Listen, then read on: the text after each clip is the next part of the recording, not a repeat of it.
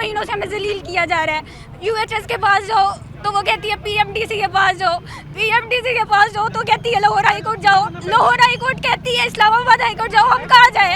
इस मुल्क में हमारा कोई नहीं है, कोई सुनने वाला नहीं है। ये कहते हैं 2024 के साथ अनफेयर है, ये हमारे साथ कैसे फेयर कर रहे हैं? ये इनको स्टूडेंट्स के साथ कोई हमदर्दी नहीं है। मेरे एमडी कैट में 93.1838 मेरा एग्रीगेट बन रहा है और इसके बावजूद जो है मेरा कहीं एडमिशन नहीं हो रहा, तो इसके बाद हम कहाँ ही जाएंगे?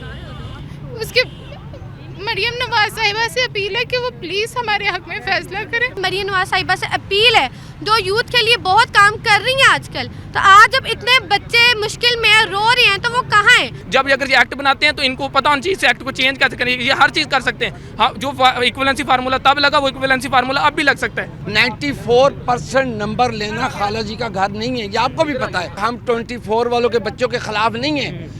अगर वो बच्चे इस दौड़ में शामिल हुए हैं और वो दौड़े हैं लेकिन वो रह गए हैं, लेकिन वो अपना पहले वाला रिजल्ट जो है वो उसके ऊपर लागू करना चाहते हैं, जो कि सरासर नाइंसाफी है। हम वहाँ पे चीखे चलाएंगे सर इन्होंने 30 को पोर्टल बंद कर देना, इन्होंने लिस्टें लगा देनी, इनको रोका जाए इस काम से।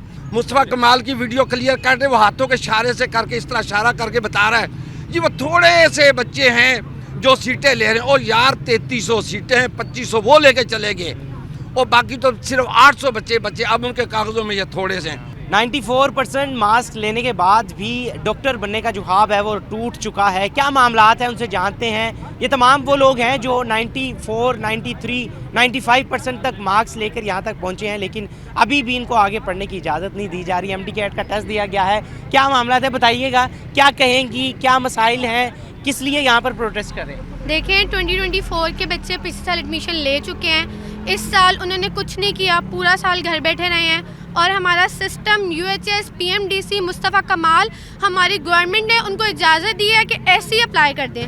100% सीट पिछले साल सिक्योर कर चुके हैं, इस साल फिर 80% सीट्स लेके जा रहे हैं बगैर कुछ किए।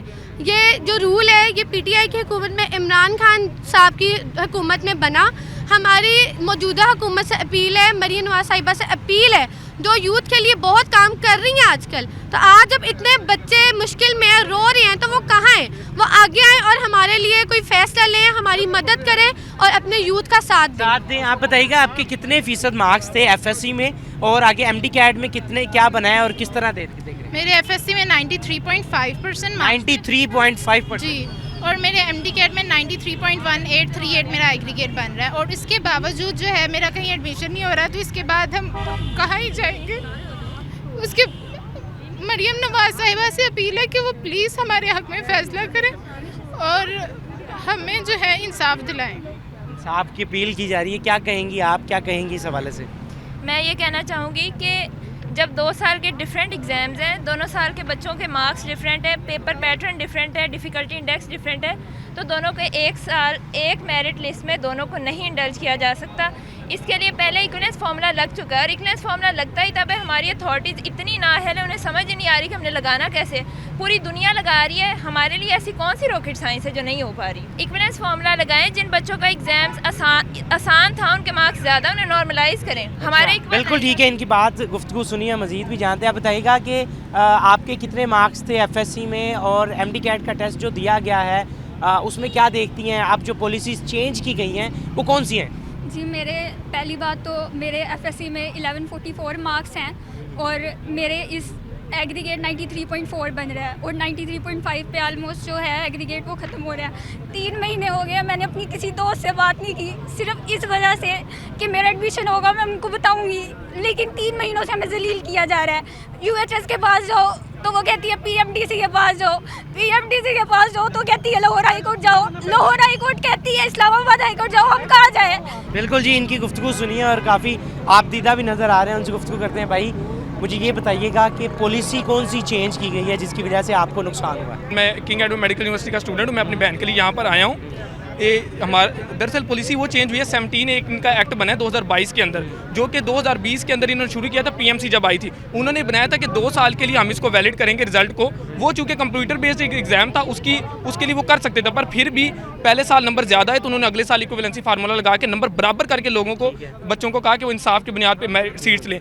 ये पीएमडीसी ने आके 2022 में पीएमडीसी ने ये 3 साल के लिए फार्मूला ये बना दी वैलिडिटी 17 एक्ट, अब उसके पीछे छुप रही है। अब इसको ये मसला नहीं पता था कि जब अब आज जो मेरिट क्राइसिस जब बना है, अब ये परेशान हो चुकी है। अब ये कह रही है कि मैं इसका हल कैसे निकालूं, ये कहती है जो कोर्ट ऑर्डर दे देगा मैं वो मानूं। कोर्ट कहता है कि जो एक्ट है मैं इसके खिलाफ क्या जाऊँ, तो बच्चे कहाँ जाएँ? आज बच्चे कोर्ट्स के अंदर जा रहे हैं, ये हमारा यूथ कोर्ट्स के अंदर जा रहा है।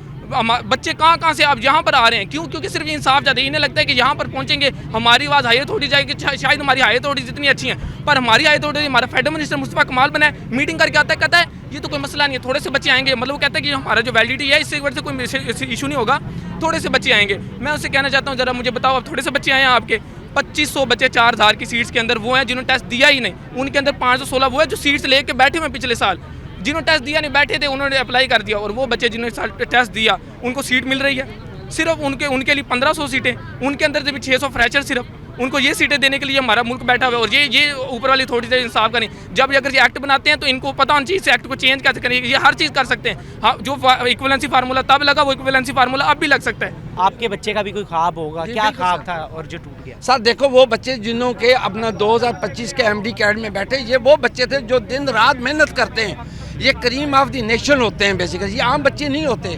94% नंबर लेना खाला जी का घर नहीं है, ये आपको भी पता है कि FSC में 94% नंबर लेना कितना मुश्किल है। ये बच्चे रात दिन इन्होंने मेहनत की है। अब इनके साथ बदकिस्मती ये हो रही है कि 24 वाले बच्चों को 24 पिछले साल वाले बच्चों को अलाउ किया जा रहा है दाखिल। क्या होना चाहिए मुझे बस ये होना ये चाहिए कि 24 वालों को अलाउ नहीं करना चाहिए। जो बच्चा इस दौड़ में शामिल हुआ है, इस सीट के लिए दौड़ा है, सिर्फ उसका हक है इसके ऊपर बैठने के लिए। नहीं, लेकिन जो 24 वाला वो भी उसकी भी ख्वाहिश होगी कि वो डॉक्टर बने, उसके लिए क्या होना चाहिए, उसको कैसे क्राइटेरिया? बिल्कुल ठीक कह रहे हैं, हम 24 वालों के बच्चों के खिलाफ नहीं हैं। अगर वो बच्चे इस दौड़ में शामिल हुए हैं और वो दौड़े हैं लेकिन वो रह गए हैं, लेकिन वो अपना पहले वाला रिजल्ट जो है वो उसके ऊपर लागू करना चाहते हैं, जो कि सरासर नाइंसाफी है। दोबारा से MD कैड उनका लिया जाए ताकि वो दोबारा से नहीं। वो देखा, अगर वो इस MD कैड में दौड़ते, इस इम्तिहान में बैठते, वो हमारे भाई और वो बैठे हैं। मज़ेदार बात है कि इस दफ़ा एग्ज़ाम बहुत मुश्किल था, टफ था। वो 80% बच्चे जो पिछले साल वाले थे क्वालिफाई नहीं कर सके, लेकिन उन्होंने जुल्म यह किया कि अपना पिछला रिजल्ट जो है ना उसको वैलिड करवा के डेफिनेटली कोई अरबाब अख्तियार का बच्चा रह गया होगा पिछले साल, उस एक बच्चे को नवाजने के लिए पूरे लोगों का हक मारा जा रहा है। वफाकी मिनिस्टर मुस्तफा कमाल जो कि फेडरल मिनिस्टर, उसकी कहानी सुनोगे तो आप और हैरान हो जाए। उसका एक क्लिप है, आप कहते हैं वो सबके पास मौजूद है।